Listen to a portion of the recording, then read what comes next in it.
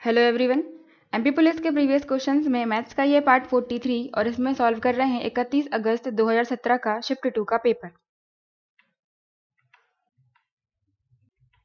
पहला क्वेश्चन है 5 digit number, कितने 5 डिजिट नंबर बनाए जा सकते हैं और ये डिजिट दी गई हैं, इनसे बनाना है। 5 अंकों की कितनी संख्या बनाई जा सकती हैं। तो डिजिट यहाँ पर दी गई हैं 9, 0, 4, 1 और 6। अब 5 डिजिट 5 अंकों की संख्या बनानी है तो हम 5 जगह बना लेंगे, 1, 2, 3, 4 और 5। जितने अंकों की संख्या बनानी होती है उतनी ही जगह हम यहाँ पर बनाएंगे। तो 5 की बोला था तो 5 जगह हमने बना ली। अब यहाँ पर हमें हर एक जगह पर हर एक अंक को रखने के तरीके निकालने हैं और आपस में सभी का मल्टीप्लाई कर देना है।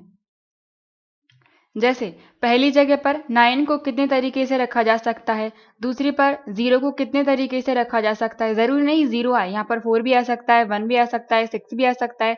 इसी तरह से हमें तरीके निकालकर आपस में मल्टीप्लाई करने हैं।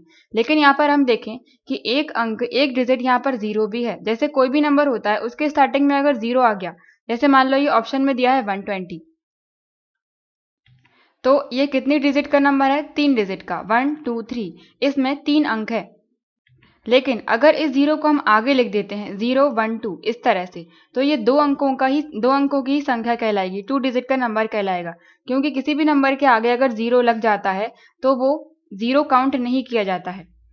जैसे जो अंक दिए गए हैं उनसे हम नंबर बना लें 0, 4, 9, 1, 6। इस तरह से मान लो एक नंबर बन गया, तो ये कितने अंक का कहलाएगा, ये 4 अंक का ही कहलाएगा। इसमें 0 को काउंट नहीं किया जाएगा क्योंकि 0 स्टार्टिंग में है।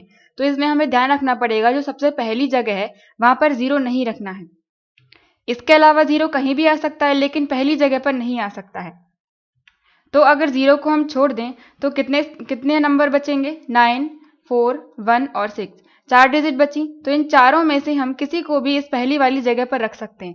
तो कितने तरीके हो गए, या 9 रख दो, 4 रख दो, 1 रख दो या 6 रख दो। तो चारों में से कोई भी रख सकते हैं, तो 4 तरीके हो गए।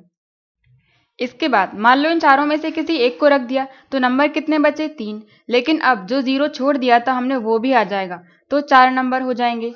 तो अब जो बाकी बचे 4 अंक थे उनमें से हम कोई भी इस जगह पर रख सकते हैं, तो फिर से 4 तरीके हो जाएंगे। अब 4 में से जब एक को यहाँ पर रख दिया है तो 3 बचे होंगे, तो 3 में से किसी को भी यहाँ पर रख दो। 3 में से एक रख दिया तो 2 बचे, तो उन बाकी 2 में से किसी को भी रख दो। और जब 2 थे तो एक रख दिया तो लास्ट का एक ही बचा, तो उसको यहाँ पर रखने के तरीके हो गए केवल एक। बस हमें इतना ध्यान रखना है कि 0 स्टार्टिंग वाली जगह पर नहीं आना चाहिए।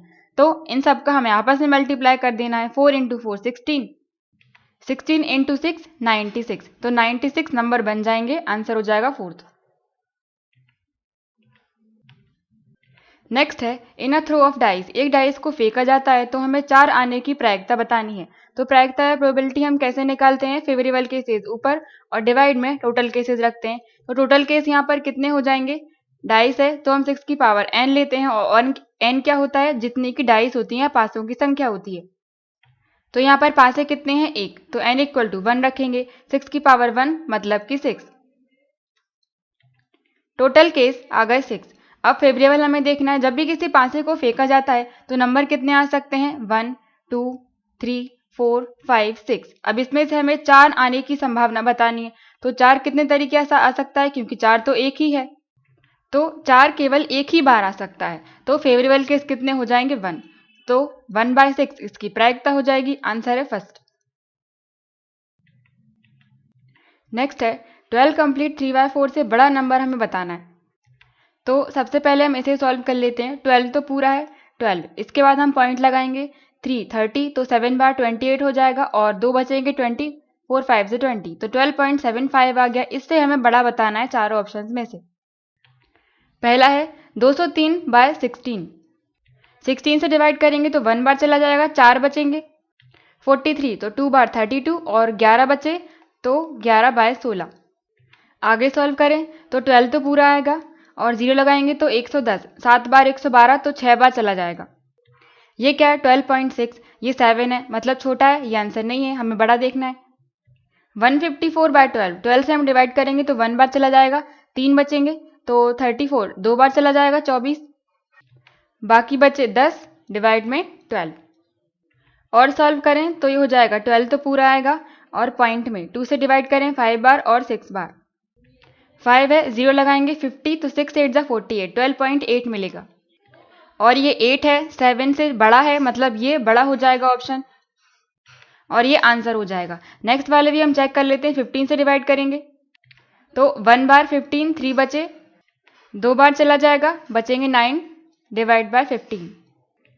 इसको और सॉल्व कर दो तो 12.3 से डिवाइड करेंगे 3 और 3 से 5, तो 30, मतलब 5 और 6, तो 6 बार जाएगा, ये छोटा है 12.6, तो ये भी नहीं होगा आंसर। नेक्स्ट है तो 1 बार 101 बाय 8, 8 से 1 बार जाएगा, 2 बचे 21, तो 2 बार 16, तो 5 बचेगा 5 बाय 8, तो ये क्या हो जाएगा 12.5 है तो 50, तो 6 बार चला जाएगा 48, 12.6 ये भी छोटा है, मतलब 150 फिर 4 बाय 12 ये बड़ा है, ये हो जाएगा आंसर। नेक्स्ट है सेम 11 कंप्लीट 3 बाय 4 से बड़ा नंबर हमें बताना है, तो इसको हम सॉल्व कर लेते हैं। 11 तो पूरा आएगा, पॉइंट 3 बाय 4 है तो 7 बार 28 और 2 बचेंगे तो 5 बार 20, 11.75 से बड़ा हमें देखना है। पहला ऑप्शन 240 बाय 18, इसको हम पहले 6 से डिवाइड कर देते हैं, 6 3 18 और 6 से 4 बार और 0, 40 बाय 3 है तो 3 से इसको डिवाइड करोगे तो 1 बार, 1 बचा 10, तो 3 3 9, फिर 1 बचेगा तो पॉइंट के बाद कुछ आएगा, लेकिन ये 13 हो गया है और यहाँ पर 11 है, तो ये बड़ा हो गया, मतलब ये हो जाएगा आंसर। हमें बड़ा ही बताना था, लेकिन हम आगे और चेक कर लेते हैं। 11 बाय 5, 5 से इसको डिवाइड करेंगे तो 2 बार तो पूरा पूरा नंबर आएगा, तो ये छोटा ही रहेगा, इसके बाद पॉइंट में कुछ होगा, तो ये नहीं होगा आंसर। 75 बाय 10, मतलब क्या हो जाएगा 7.5, एक नंबर के बाद पॉइंट लगा दिया, तो ये भी छोटा है 11 से 7, तो ये भी नहीं है आंसर। 27 बाय 4, 4 से डिवाइड करेंगे तो 6 पॉइंट समथिंग कुछ आएगा, तो ये भी 11 से छोटा है, तो ये भी नहीं आंसर, तो आंसर हो जाएगा फर्स्ट।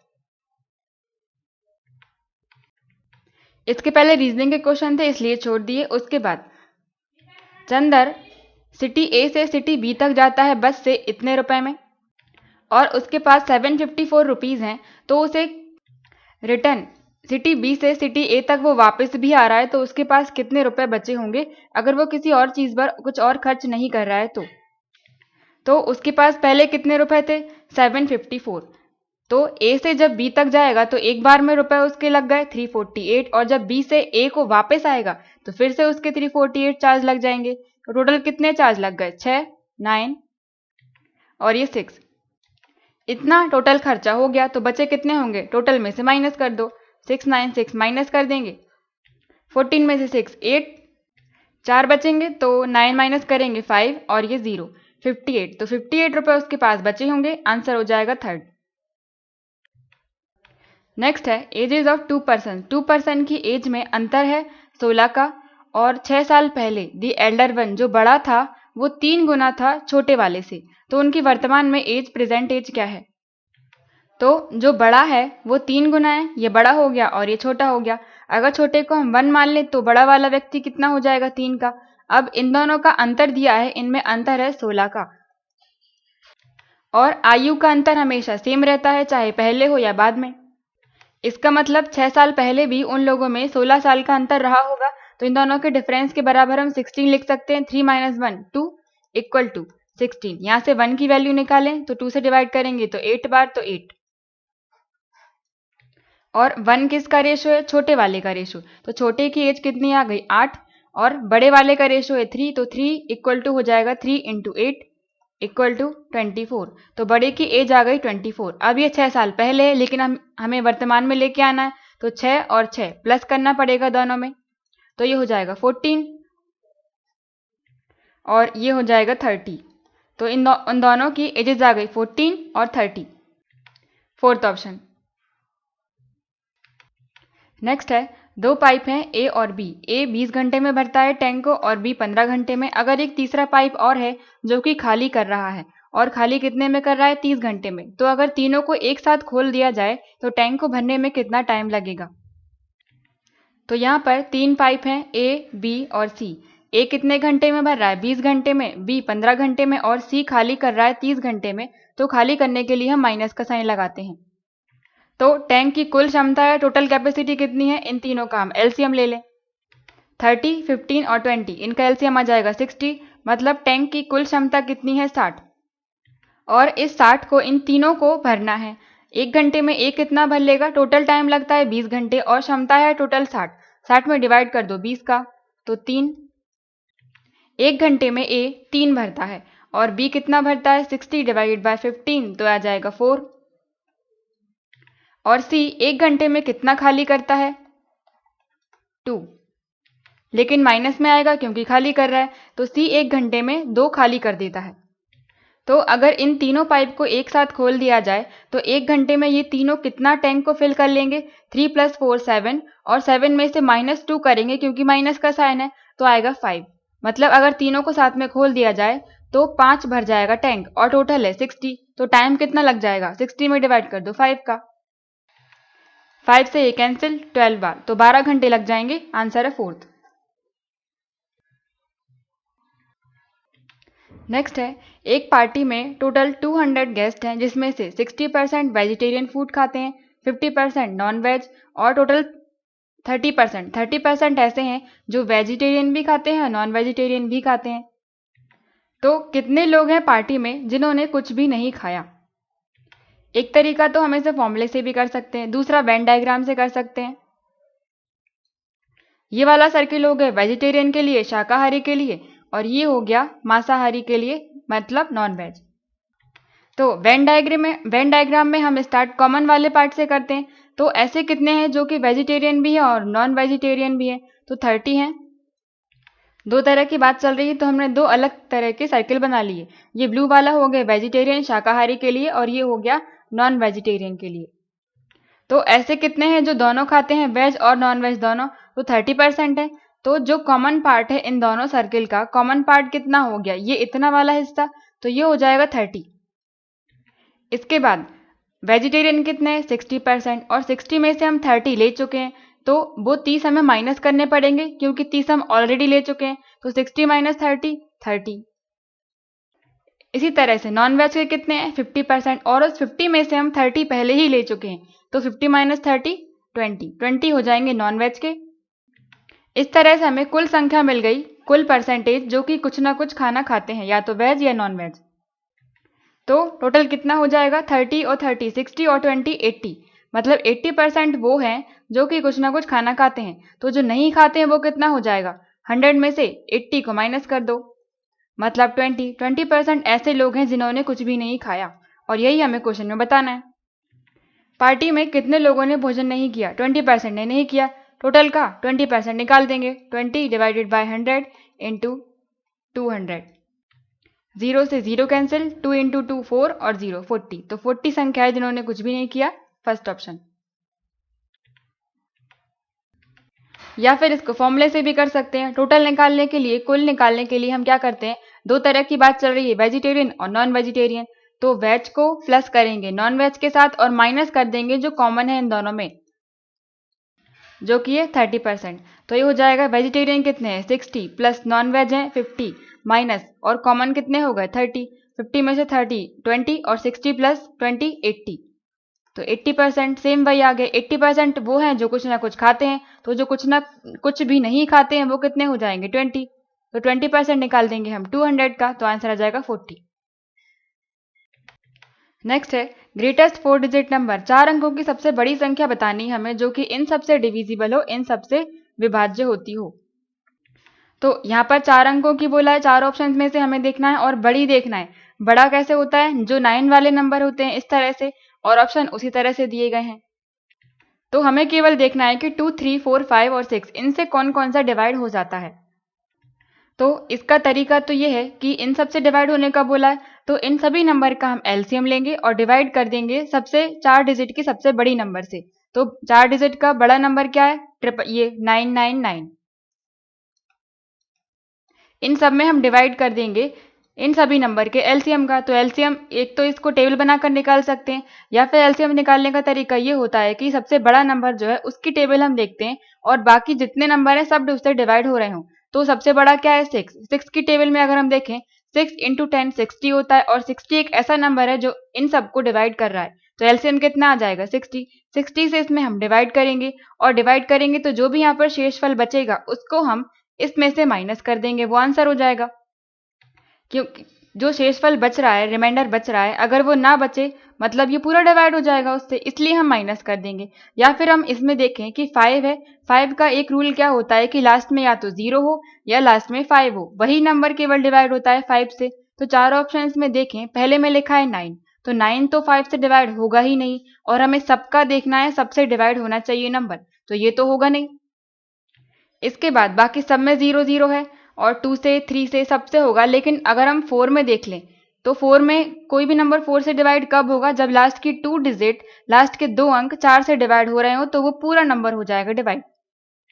तो इन सब में से केवल लास्ट के 2 डिजिट हम चेक कर लेते हैं डिवाइड हो रहे हैं या नहीं 4 के लिए। तो 10 देखें, 10 पूरा पूरा डिवाइड नहीं होता है, 2 बच जाता है। 60 है, 60 हो जाता है 15 बार, तो ये डिवाइड हो रहा है। 70 है, 70 नहीं हो रहा है, तो ये भी नहीं होगा आंसर, ये भी नहीं होगा, आंसर हो जाएगा थर्ड 9960। नेक्स्ट है, एक क्लास है जिसमें 12 स्टूडेंट्स हैं, उन सभी का एवरेज या औसत दिया है 24। तो अगर उसमें से 22 और 23 एज वाले 2 स्टूडेंट छोड़कर चले जाते हैं तो फिर क्लास का औसत क्या हो जाएगा। तो सबसे पहले हम 12 स्टूडेंट्स का सम निकाल लेते हैं।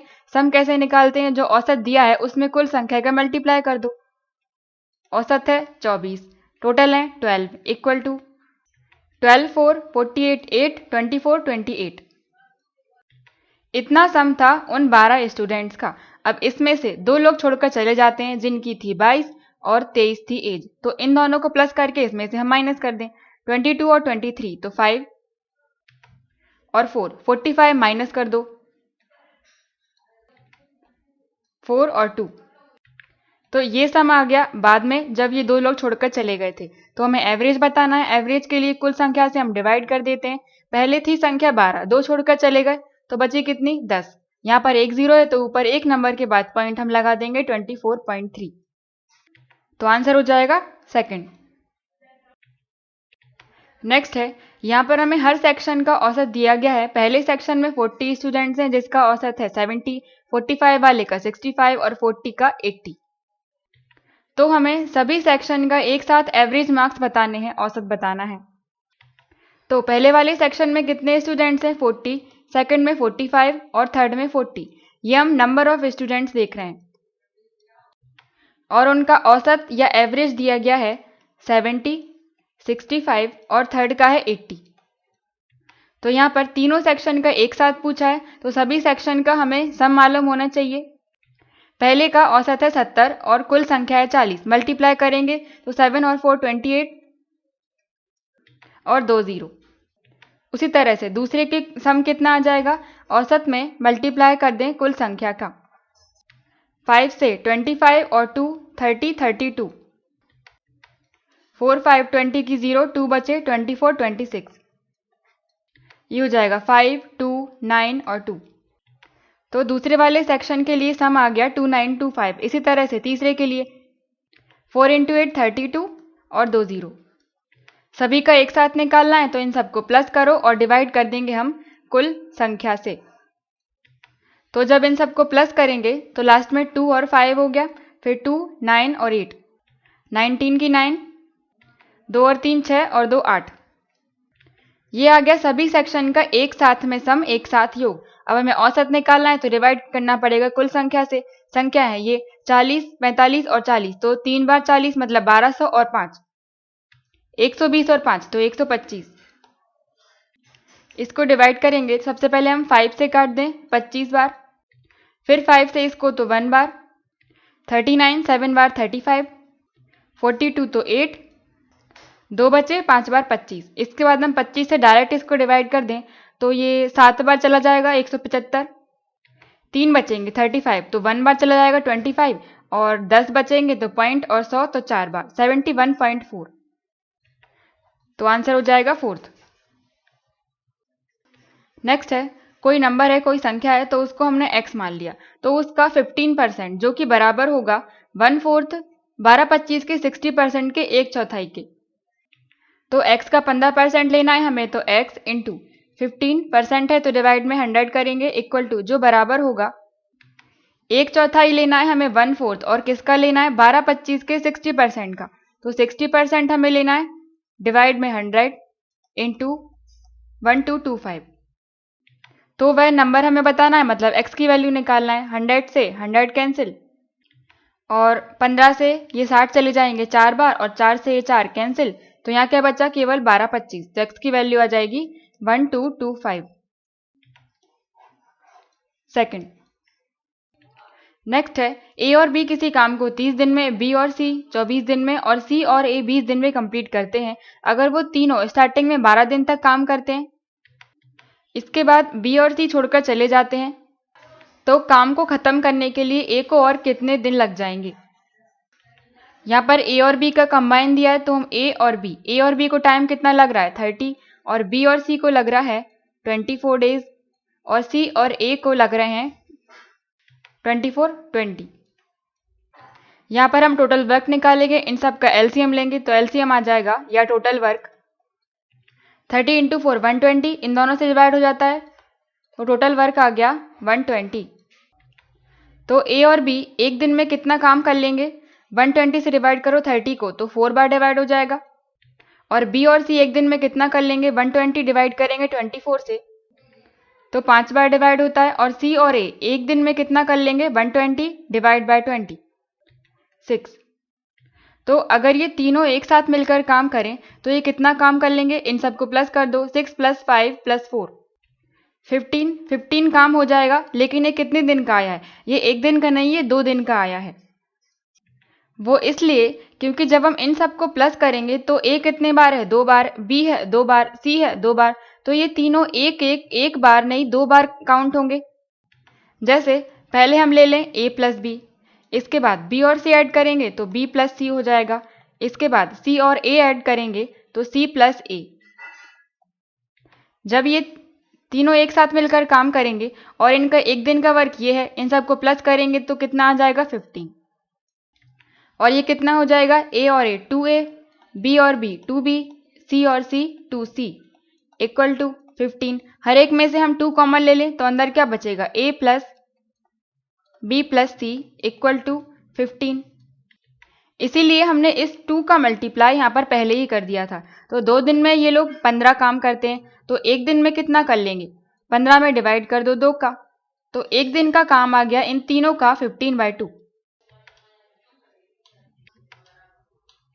और क्वेश्चन में बोला है कि स्टार्टिंग में तो 12 दिन तक तीनों काम करेंगे, तो एक दिन में 15/2 काम कर लेते हैं, तो 12 दिन में कितना कर लेंगे,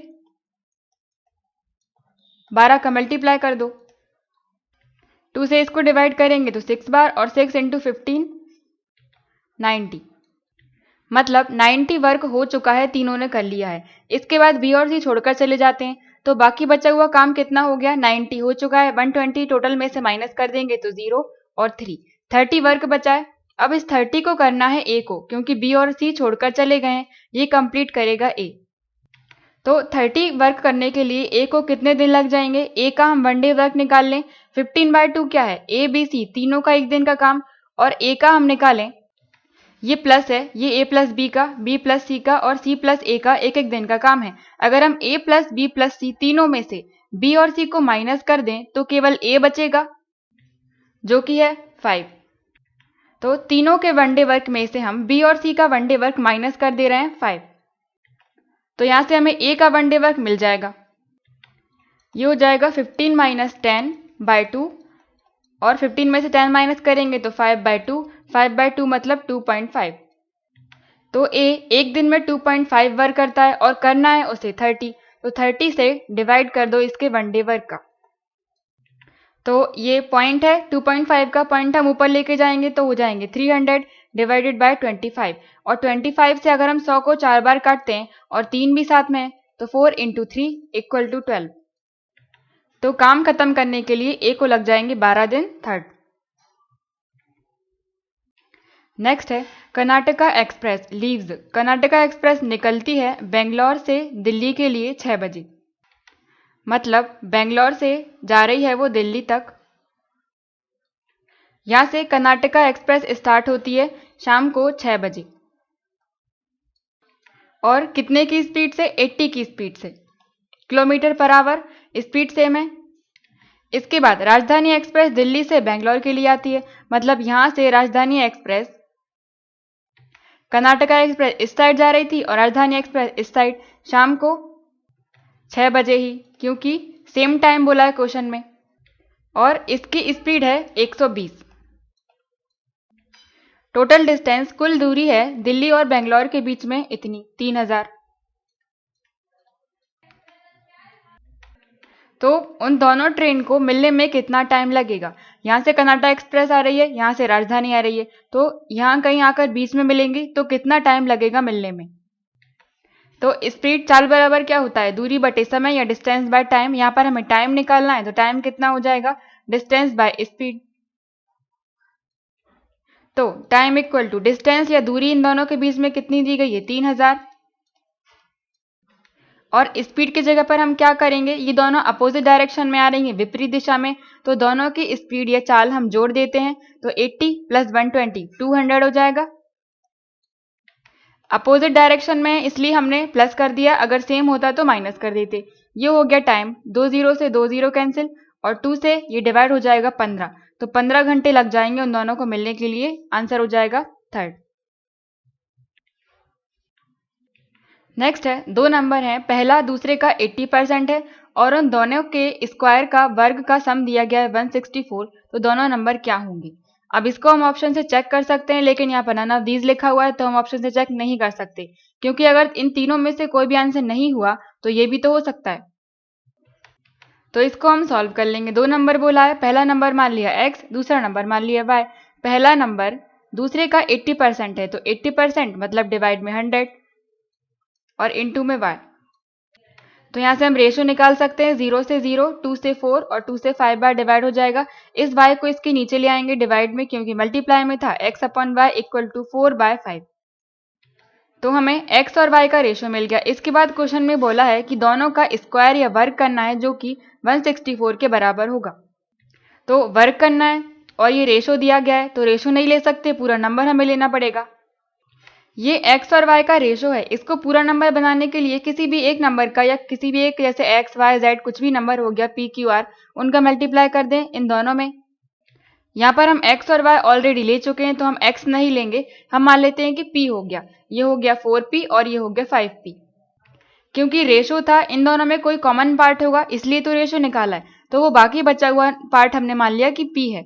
तो x की वैल्यू कितनी हो गई? 4p और y हो गया 5p। इन दोनों का हमें वर्ग करना है, तो x का वर्ग करेंगे, x² + y² इक्वल टू, जो कि 164 के बराबर होगा। x कितना है? 4p, और इसका स्क्वायर करेंगे तो 4 और 4 16, और p का स्क्वायर p² प्लस 5p, 5 और 5 25 और p² इक्वल टू 164। इनको प्लस करेंगे तो 6 और 5 11 और ये 4, 41p² इक्वल टू 164, और p² इक्वल टू हम निकालेंगे तो 164 डिवाइड 41। मल्टीप्लाई में था तो डिवाइड में कर दिया, इसको हमें डिवाइड करना है, तो किसी नंबर से डिवाइड नहीं हो रहा है। अगर डायरेक्ट 41 से करके देखें तो यहाँ पर 4 कैसे मिल सकता है? 41 में हम किसका मल्टीप्लाई करें कि आखिर में 4 मिल जाए? 4 का ही कर दें, चेक कर लेते हैं। 4 1 जा 4, 4 4 जा 16, 164 एग्जैक्ट मिल गया, मतलब ये 41 4 बार इसको कैंसिल कर देगा, तो p² की वैल्यू क्या आ जाएगी? 4। यहाँ से p इक्वल टू हो जाएगा √4 का, क्योंकि 2 था उस साइड जाएगा, पावर 1/2 हो जाएगी, 1/2 का मतलब √2, रूट में 4। तो यहाँ से p की वैल्यू मिल गई हमें 2। और हमें दोनों नंबर बताना है। पहला नंबर क्या था? 4p, तो 4 इंटू पी की वैल्यू निकाली 2, और दूसरा नंबर क्या था? 5p, 5 इंटू पी की वैल्यू निकाली 2 equal to 4 into 2 8 equal to 5 into 2 10। तो दोनों नंबर आ जाएंगे, पहला है 8, दूसरा है 10। आंसर है सेकंड।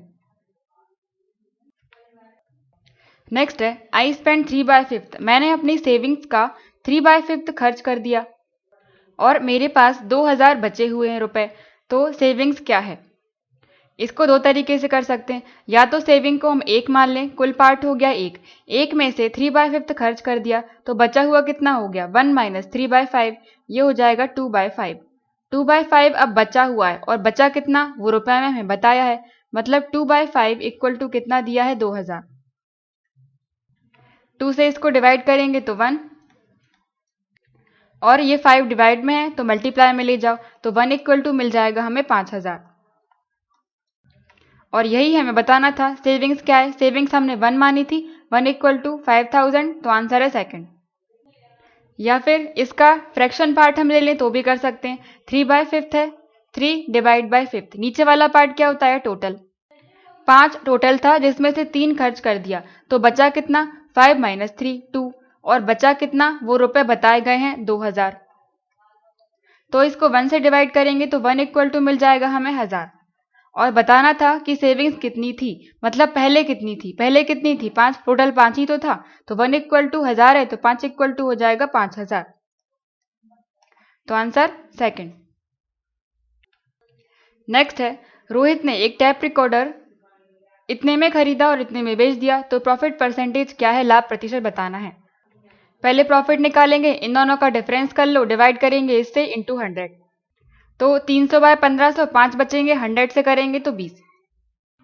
या फिर शॉर्ट करने के लिए हम सीपी और एसपी का रेशो निकाल लेते हैं। सीपी खरीदा कितने में था? 1500 में, और 1800 में बेच दिया। यहाँ से हम कैंसिल कर लेते हैं, 0 से 0 और 3 से 5 बार और 3 से 6 बार। तो रेशो आ गया 5:6 कॉस्ट प्राइस का और सेलिंग प्राइस का। तो प्रॉफिट परसेंटेज के लिए प्रॉफिट या लाभ कितना हो जाएगा? 5 और 6, 6 में से 5 माइनस करेंगे तो 1, और कॉस्ट प्राइस कितनी थी? 5 इंटू में 100, 5 से डिवाइड कर दो 20, तो आंसर हो जाएगा 20। नेक्स्ट है, सेलिंग प्राइस ऑफ 16 बॉटल्स जो कि बराबर है कॉस्ट प्राइस 17 बॉटल्स की। तो सेलिंग प्राइस किसकी है? 16 के लेना है, तो इंटू 16 जो कि बराबर है 17 बॉटल की कॉस्ट प्राइस के। तो यहां से हम रेशो निकाल लेंगे, इसको हम डिवाइड में ले जाएं तो सीपी डिवाइड बाय एसपी कितना हो जाएगा? 16 17 मल्टीप्लाई में था तो डिवाइड में ले आए, तो यहां से हमें रेशो मिल गया। प्रॉफिट परसेंटेज कितना हो जाएगा? अंतर कितना है? 1 का। डिवाइड में खरीदा कितने में था? 16 में, इंटू 100। 4 से डिवाइड कर दो 4, और 4 से 25। और डिवाइड करना है तो 4 से डिवाइड करेंगे तो 6 बार, 1 बचा तो 1/4। तो आंसर हो जाएगा 6 कंप्लीट 1/4 थर्ड। नेक्स्ट है, पी और क्यू का प्रेजेंट एज का रेशो दिया है हमें 6 और 7। तो पी और क्यू रेशो है 6:7, और क्यू 4 साल बड़ा है पी से, मतलब उन दोनों में 4 का अंतर है, 4 वर्ष का अंतर है। तो हम रेशो के अंतर के बराबर में ईयर्स को लिख सकते हैं। तो 7 - 6 1, जो कि बराबर होगा 4 के। तो 1 इक्वल टू 4, पी की एज कितनी हो जाएगी? 6 इक्वल टू 4 इंटू 6 24, और 7 इक्वल टू कितना हो जाएगा? 7 इंटू 4 28। ये आ गई पी और ये आ गई क्यू। अब क्वेश्चन में बोला है कि 4 वर्ष पश्चात, 4 साल बाद देखना है, तो हमें इन सब में +4 करना पड़ेगा। ये हो जाएगा 28 और ये हो जाएगा 32। रेशो निकालना है तो डिवाइड कर दो 4 से 7 बार, 4 से 8 बार, तो आंसर जाएगा 7:8 फोर्थ। नेक्स्ट है, एक वायर है जिससे स्क्वायर या वर्ग बनाया जाता है। इसके बाद उसी वायर से, उसी तार से एक सर्किल या वृत्त बनाया जाएगा। पहले क्या वर्ग बन रहा था? ये हो गया तार, इससे बन गया ये वर्ग। अब इसी तार से, इसी वायर से एक सर्किल या वृत्त बनाना है, और वर्ग का क्षेत्रफल या एरिया दिया है 121। तो सर्किल का क्षेत्रफल या एरिया वृत्त का क्या हो जाएगा? तो वृत्त का क्षेत्रफल का फॉर्मूला क्या होता है? पाई आर स्क्वायर। तो इसके लिए हमें आर, इसकी त्रिज्या मालूम होनी चाहिए, रेडियस। यहाँ पर वर्ग का क्षेत्रफल दिया है, वर्ग का क्षेत्रफल क्या होता है?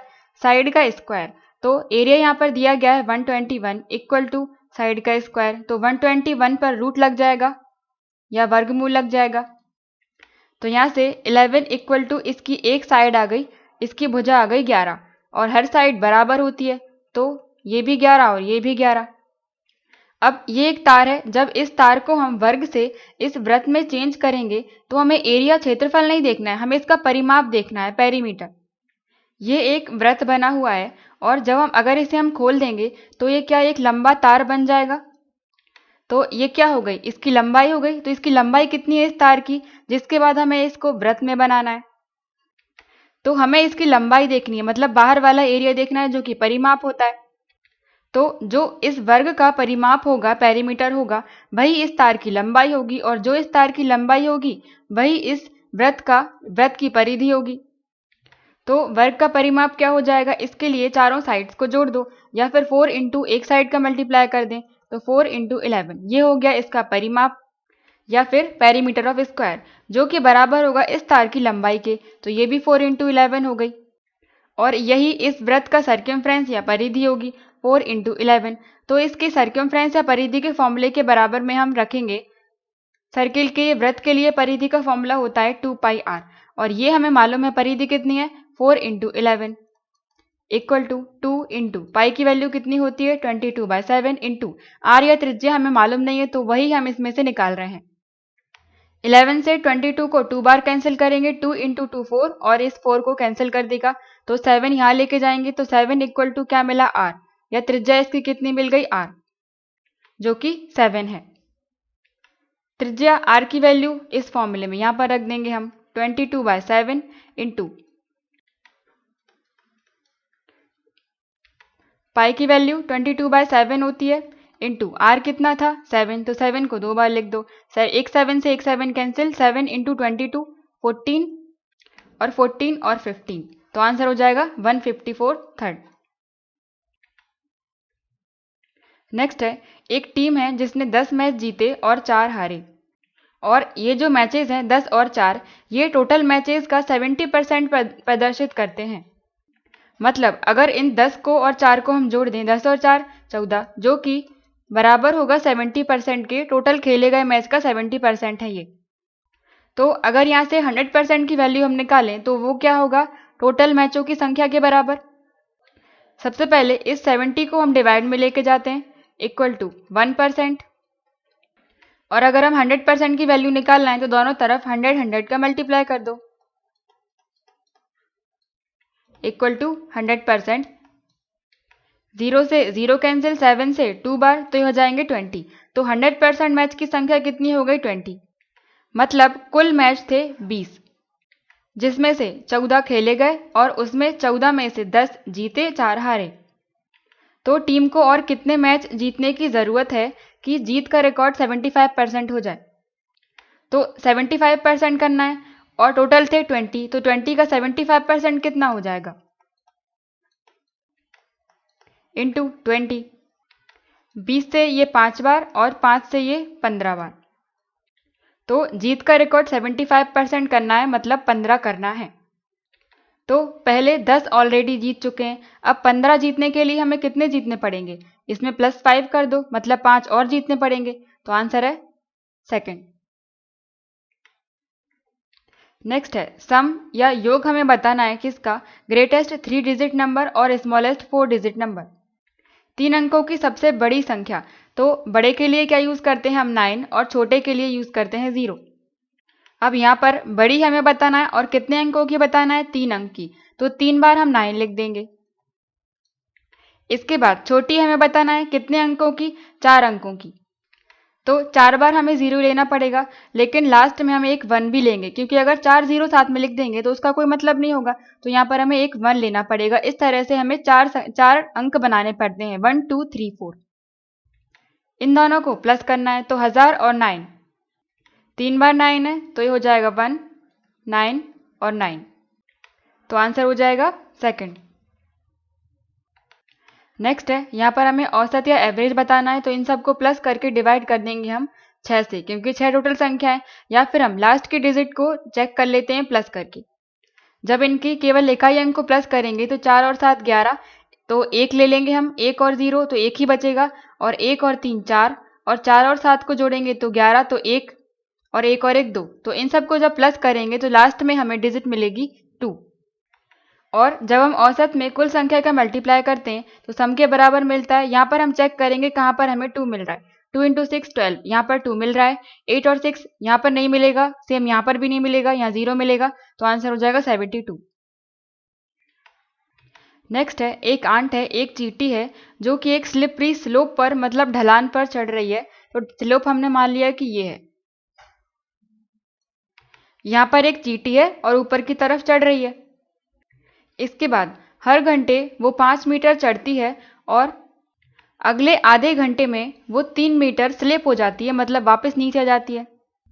मान लो 1 घंटे में वो यहाँ तक आ गई जो 5 मीटर था, तो आधे घंटे बाद, मतलब उस 1 घंटे के आधे घंटे में वो 3 पीछे आ जाती है, मतलब बचेगा कितना, 2। चढ़ कितना पाई, वो केवल 2 मीटर ही चढ़ पाई। और कितना टाइम लगा, 1 घंटे में तो 5 तक गई थी, फिर अगले आधे घंटे में 3 मीटर फिसल गई। तो 1 घंटा प्लस आधा घंटा, या फिर ये हो जाएगा 1.5 आवर्स। तो हमें बताना क्या है कि 13 मीटर तक ये जो स्लोप है इसकी लंबाई मान लो 13 मीटर है, तो 13 मीटर तक जाने में उसे कितना टाइम लगेगा। तो यहाँ पर हम देखें 5 मीटर चढ़ी और 3 फिसल गई, तो मतलब 2 मीटर ही चढ़ पाई, 2 मीटर। और टाइम कितना लगा 2 मीटर तक चढ़ने में उसे, 1 घंटा और आधा घंटा, मतलब 1.5 घंटे में वो 2 मीटर चढ़ जाती है। तो 13 मीटर चढ़ने में कितने घंटे लगेंगे। इस क्वेश्चन को हम ऐसे नहीं कर सकते कि 2 को डिवाइड में ले आओ तो 1 मीटर की वैल्यू आ गई, फिर 13 का दोनों तरफ मल्टीप्लाई कर दो। क्यों नहीं कर सकते, क्योंकि यहाँ पर ये टोटल 13 मीटर तक जाना है और इस 13 मीटर में से हमें एक बार का फिसलने का कम करना पड़ेगा। और कम यहाँ पर हमें इस 3 मीटर को नहीं करना है, हमें 5 मीटर को माइनस करना है। क्यों, जैसे मान लो चींटी यहाँ पर है, यहाँ से ये यहाँ तक 5 तक गई, फिर फिसल गई, फिर ऊपर तक गई यहाँ, और फिर फिसल कर यहाँ आ गई, फिर ऊपर तक गई, फिर फिसल कर यहाँ आ गई। इस तरह से उसका चढ़ना और फिसलना चलता जाएगा। कब तक चलता जाएगा, जब तक वो यहाँ लास्ट पॉइंट तक नहीं पहुंच जाती। और जब वो लास्ट पॉइंट तक यहाँ तक पहुंच जाएगी फिर नहीं फिसलेगी, क्योंकि फिसल कब रही है, जब वो चढ़ रही है। यहाँ तो लास्ट पहुंच चुकी है, फिर नहीं फिसलेगी। और हमने ये पेयर क्या बनाया है, चढ़ने का और फिसलने का। एक बार चढ़ने का और एक बार फिसलने का हमने डिस्टेंस निकाला है 2 मीटर। और यहाँ पर जब वो आखिरी बार चढ़ेगी, मान लो ये आखिरी घंटा बचा, तो 5 मीटर का डिस्टेंस रहेगा, क्योंकि 1 घंटे में वो 5 मीटर चढ़ती है। तो इस आखिरी घंटे के बाद वो फिसलेगी नहीं। तो इस पेयर से हम केवल यहाँ तक का टाइम निकाल सकते हैं। फिसलना उसका इस जगह पर आने के बाद बंद हो जाएगा। तो पहले हम चींटी को यहाँ तक ले आते हैं, और ये दूरी कितनी है, टोटल थी 13, 5 हमने इसको पीछे कर दिया, तो बची कितनी, 8। यहाँ तक की दूरी बची होगी 8 मीटर तक चढ़ने में कितना टाइम लग जाएगा, इस पेयर से हम निकाल सकते हैं। 2 मीटर तक चढ़ने में 1.5 घंटे लग रहे हैं, तो 1 मीटर तक चढ़ने में कितना लग जाएगा, 2 का इसमें डिवाइड कर दो। 1 मीटर में टाइम लगता है 1.5/2, तो 8 मीटर में कितना लग जाएगा, दोनों तरफ 8 का मल्टीप्लाई कर दो। 1.5/2 इंटू 8 इक्वल टू 8 मीटर। 2 से डिवाइड करेंगे तो 4 बार, और 15 से इसको मल्टीप्लाई करेंगे तो 60 आ जाएगा। एक के बाद पॉइंट लगाएंगे तो 0, तो ये क्या आ गया, 6। तो 6 घंटे लग जाएंगे उसे 8 मीटर तक का डिस्टेंस कवर करने में। यहाँ तक कितने हो गए, 6 घंटे हो गए, मतलब यहाँ तक आ गई वो 6 घंटे हो गए।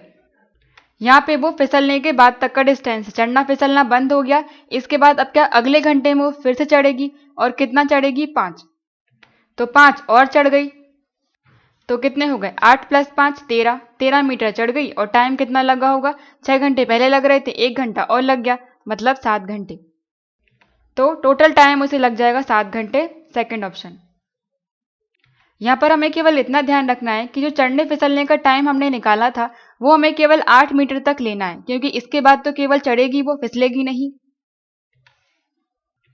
नेक्स्ट है, एक ट्रेन 10 किलोमीटर की डिस्टेंस 8 मिनट में कवर करती है, तो अगर उसकी स्पीड को, चाल को 5 किलोमीटर/आवर बढ़ा दिया जाए तो सेम डिस्टेंस, समान दूरी तय करने में कितना टाइम लगेगा। यहाँ पर मिनट दिया गया है, यहाँ पर घंटे। तो सबसे पहले इसकी हम चाल निकाल लेते हैं। स्पीड या चाल कितनी होती है, जो दूरी है 10, दूरी बटे समय, डिस्टेंस कितनी दी गई है, दूरी है 10, डिवाइड में टाइम लग रहा है 8 का। लेकिन ये 10 क्या है, किलोमीटर में है, और 8 है मिनट में।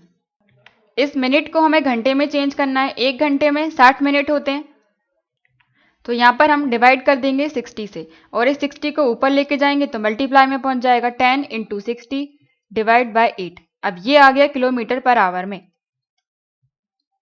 कैंसिल करेंगे, 2 से 5 बार, 2 से 4 बार, और 4 से ये 15 बार। 15 × 5 75।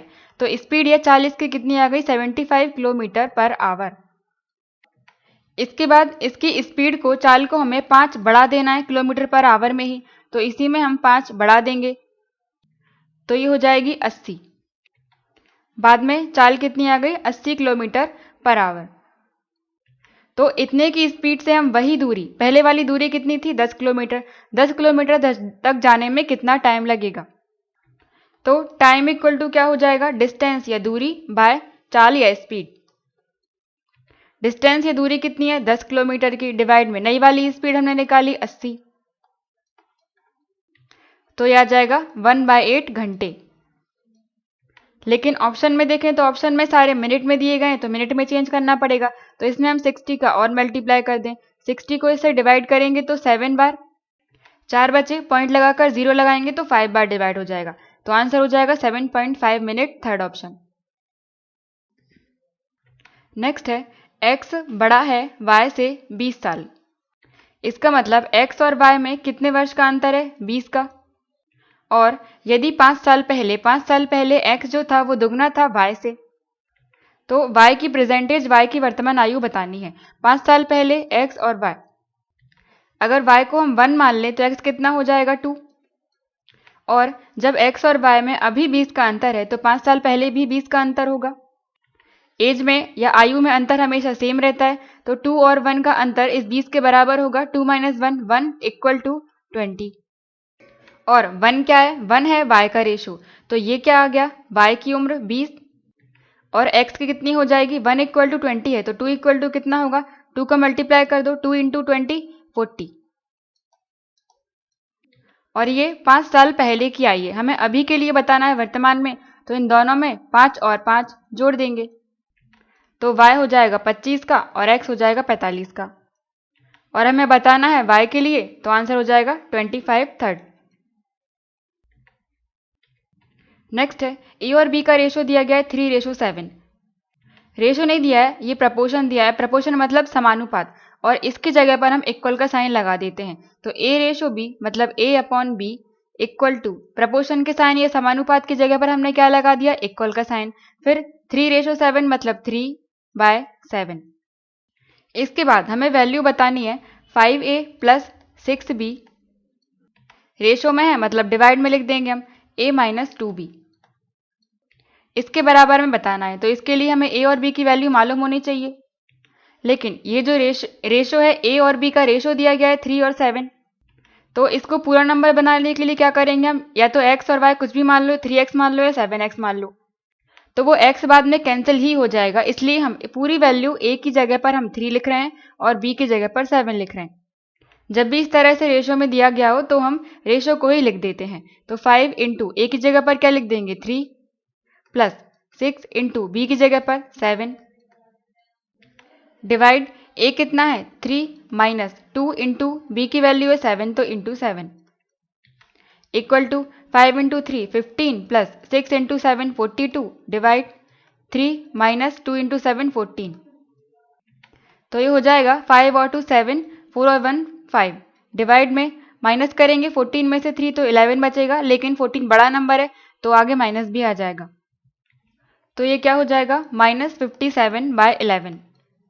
अब ये माइनस ऊपर क्यों लगा दिया, ये -11 में लगा हुआ है, लेकिन है तो ये पूरा एक नंबर ही, इसलिए हमने आगे लगा दिया।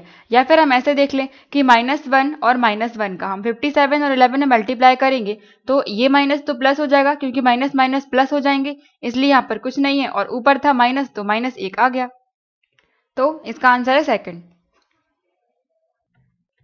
पेपर के थर्ड पार्ट का ये पहला क्वेश्चन है। ए बी पैरेलल है सी डी के, ए बी समांतर है सी डी के, और सी डी पैरेलल है ई एफ के, सी डी पैरेलल है ई एफ के समांतर है। ई एफ और सी डी समांतर है तो इसको हम बढ़ा सकते हैं, और इसमें ए बी सी डी के समांतर है और सी डी ई एफ के समांतर है, तो इससे हम क्या कह सकते हैं, ए बी और ई एफ भी समांतर होंगी। एंगल सी ई एफ दिया गया है 115 सी ई एफ, तो सी ई और एफ ये वाला एंगल दिया है 115, और एंगल बी सी ई, तो सी बीच वाला हमें देखना है, बी सी और ई ये वाला एंगल दिया है 10, तो हमें बताना है angle A B C, B A, B और सी, ये वाला एंगल बताना है। यहाँ पर इस पॉइंट को हम नाम दे देते हैं कि ओ। इसमें ये लाइन ए बी और ये लाइन ई एफ, ये दोनों एक दूसरे के पैरेलल है, समांतर हैं। और इसमें हमें एंगल बताना है ए बी सी, मतलब ये वाला एंगल बताना है। तो अगर हमें ये एंगल मालूम चल जाए, ये ओ वाला बाहर का, तो हम इसकी वैल्यू पता कर सकते हैं। और ये क्या बन रहा है, एक जेड जैसा शेप बन रहा है।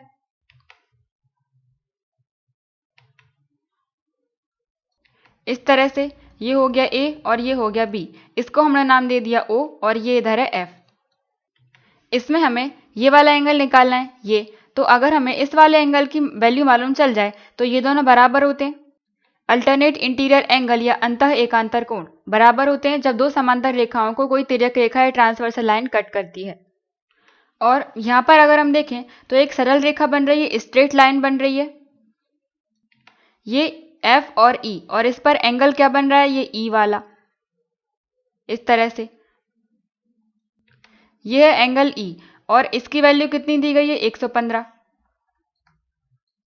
तो हम जानते हैं एक सरल रेखा पर बनने वाले सभी कोणों का योग 180 के बराबर होता है। ये सरल रेखा है, इस पर ये एक एंगल बन रहा है पूरा, लेकिन इतने की वैल्यू हमें मालूम है। तो अगर 180 में से हम 115 को माइनस कर दें तो ये बाकी बचा हुआ एंगल की वैल्यू पता चल जाएगी हमें। तो 115 में से 180 में से 115 को माइनस करेंगे तो 5 और 6 65 मिल जाएंगे। तो ये बाकी बचा हुआ कितना हो गया, 65, मतलब इसमें ये 65। इसके बाद यहाँ पर एक त्रिभुज बन रहा है, ट्राइंगल बन रहा है ओ सी ई। ओ सी ई में दो एंगल हमें मालूम है, तो तीसरा हम पता कर सकते हैं। या फिर इसको हम ऐसे भी देख सकते हैं कि मान लो कोई त्रिभुज है या ट्राइंगल है, इसके बाहर का एंगल अगर हमें मालूम चल जाए, मान लो इस पर ये वाला एंगल हमें मालूम है एक्स, और इस ट्राइंगल में मान लो ये है ए बी और सी, तो किसी भी त्रिभुज में एक बाह्य कोण का मान उसके विपरीत दो अंतः कोणों के, मतलब अंदर वाले कोणों के सम के बराबर होता है। तो अगर हम मान लें कि ये ए है और ये है बी, तो इस x की वैल्यू, क्योंकि ये बाह्य कोण है, ये x किसके बराबर हो जाएगा, इसके सामने वाले, मतलब जो ये किस पर बन रहा है, c पर बन रहा है। तो c का अंदर वाला हमें नहीं लेना है, उसको छोड़कर बाकी जो दो हैं उनको प्लस कर देना है। तो a और b। सेम इसी तरह से अगर दो अंदर वाले एंगल मालूम है हमें, तो इस x की वैल्यू भी हम निकाल सकते हैं। ये x क्या है, एक्सटीरियर एंगल है। Exterior angle is equal to sum of opposite both angles. और कौन से, इंटीरियर एंगल। सेम यही चीज इस वाले ट्राइंगल में हो रही है, ओ सी ई में। इसमें हमें दो एंगल मालूम है, c और e, 10 और 65 है। और इनके अलावा कौन सा एक और एंगल है, ये o वाला। और इस o के बाहर वाला एंगल क्या हो गया, ये। तो इस एंगल की वैल्यू किसके बराबर होगी, इसी सेम ट्राइंगल के अंदर के बाकी के दो एंगल को प्लस करने पर इसकी वैल्यू हमें मिल जाएगी। तो ये कितना हो जाएगा, 65 प्लस 10, 75। ये हो गया 75। और जब ये 75 है, मतलब यही डायग्राम हमने यहाँ पर बनाया था 75, और ये वाला एंगल और ये वाला एंगल, ये अंतः एकांतर कोण है, अल्टरनेट इंटीरियर एंगल। तो ये भी 75 होगा क्योंकि बराबर होते हैं। तो यहाँ से ये एंगल भी 75 हो गया, और यही हमें निकालना था। तो आंसर हो जाएगा फोर्थ ऑप्शन। या फिर अगर ऐसे नहीं करना है तो ये हमने लाइन इस तरफ बढ़ाई थी और ये एंगल माना था O, और ये हमने निकाल लिया था 65 क्योंकि 180 में से माइनस करके, और ये था 10। तो इस ट्राइंगल में OCE में हम तीसरा वाला एंगल निकाल सकते हैं 180 में से माइनस करके। ये हो जाएंगे 75, 180 माइनस 75 करेंगे तो इस O की वैल्यू मालूम चलेगी हमें। और ये क्या बन रही है, एक सरल रेखा बन रही है। तो सरल रेखा पे ये बाकी वाला एंगल कैसे निकाल सकते हैं, 180 में से उस 180 माइनस 75 जो हमने अंदर का निकाला था वो माइनस कर दो, तो ये प्लस का हो जाएगा 75, ये कैंसिल। तो ये बाहर वाला एंगल क्या मिल जाएगा, 75, 75 सेम आया। और जब ये 75 है तो ये भी 75 ही होगा क्योंकि अंतः एकांतर कोण बराबर होते हैं। तो इस तरह से भी 75 आएगा। नेक्स्ट है, यहाँ पर हमें x की वैल्यू निकालना है। ये क्या है, 11/13 का वर्ग है और 13/11। तो अगर हम इसको 11/13 कर दें तो दोनों तरफ आधार समान हो जाएंगे। तो आधार या बेस समान करने के लिए हम कर रहे हैं, ये है 11/13 का स्क्वायर इंटू अगर कोई भी फ्रैक्शन या भिन्न, मान लो a अपॉन बी है, इसकी पावर है माइनस के m, कुछ भी पावर है, तो अगर हम इन दोनों को पलट देते हैं, b अपॉन a कर देते हैं, तो इसकी जो पावर थी उसका साइन बदल जाता है, माइनस होगा तो प्लस हो जाएगा और प्लस होगा तो माइनस हो जाएगा, तो ये हो जाएगा प्लस का m। सेम यही चीज हम यहाँ पर कर रहे हैं। ये है 13/11, तो अगर इसकी जगह पर हम 11/13 इसको पलट देते हैं तो इसकी पावर के साइन बदलने पड़ेंगे। ये क्या था 3, तो 3 की जगह पर लिखना पड़ेगा माइनस के 3 इक्वल टू 11/13 और इस पूरे की पावर लगी हुई है 2x + 1। अब यहाँ पर आधार समान हो गए। हम जानते हैं कि मल्टीप्लाई में जब भी आधार या बेस समान होते हैं तो उनकी पावर जुड़ जाती है, प्लस हो जाती है। तो इस पूरे की जगह पर हम क्या लिख सकते हैं, जो आधार था बेस था वो तो लिखना ही पड़ेगा 11/13 और इसकी पावर क्या हो जाएंगी, जुड़ जाएंगी 2 प्लस माइनस के 3 और ये माइनस का है तो प्लस और माइनस माइनस हो जाएंगे 2 - 3, तो इसकी पावर हो जाएगी 2 - 3 equal to 11/13 whole power 2x + 1। और एक और प्रॉपर्टी होती है कि अगर आधार समान है इक्वल में तो उनकी जो पावर रहती है वो भी इक्वल हो जाती है, बराबर में लिख सकते हैं उन्हें हम। तो यहाँ पर आधार समान है तो इनकी पावर्स को हम इक्वल में लिख सकते हैं, तो ये हो जाएगा 2 - 3। इसको सॉल्व करेंगे तो क्या आ जाएगा माइनस के 1 इक्वल टू 2x + 1।